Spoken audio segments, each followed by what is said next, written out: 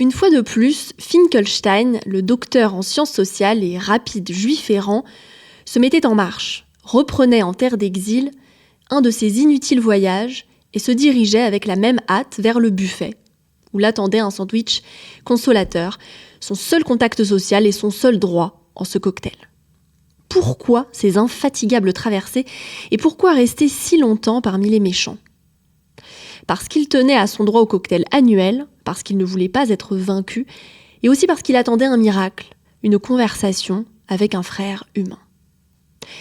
C'est pour ce genre de passage qu'il nous faut relire Albert Cohen, parce qu'au-delà de ses 1001 qualités d'écriture, l'œuvre d'Albert Cohen est sous-tendue d'une réflexion fascinante autour de l'exil. Le personnage flamboyant de Solal en incarne le déchirement, mais j'ai choisi aujourd'hui de vous parler plutôt de ce tout petit docteur en sciences sociales, Monsieur Finkelstein, qui d'ailleurs n'apparaît qu'à l'occasion de ce paragraphe, avant d'être englouti dans le millier de pages de Belle du Seigneur. Finkelstein, c'est nous. L'exil, l'expérience encore battante de l'exclusion, le souvenir ou l'impression de ne pas être là où on doit être, mais l'envie malgré tout d'entretenir un dialogue avec les nations. Finkelstein, c'est celui qui essaie, désire, lutte contre sa nature d'étranger, une nature qu'on lui rappelle toujours. C'est celui qui revendique des droits, celui d'être présent au cocktail annuel en l'occurrence, qui lui ont été concédés à reculons et qu'il exerce péniblement. C'est l'espoir d'être un frère humain parmi les autres, c'est la croyance en une pensée humaniste, avant tout particularisme.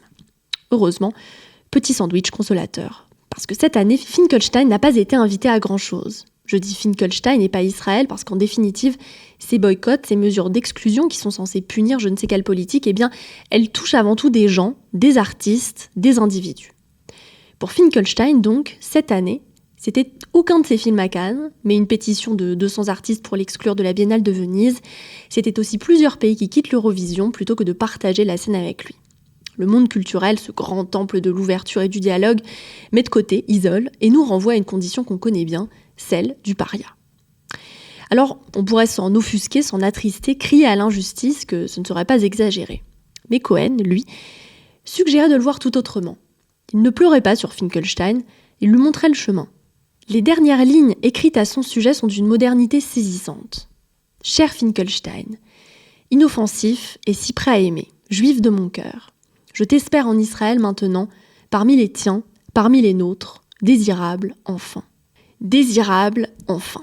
Ce n'est pas une consolation, c'est la promesse qu'une autre voie est possible, les retrouvailles, l'ailleurs comme résolution et comme solution. Et en nous rappelant ce que nous avons de Finkelstein, le monde souligne combien Cohen a raison et combien le pays d'Israël nous est précieux.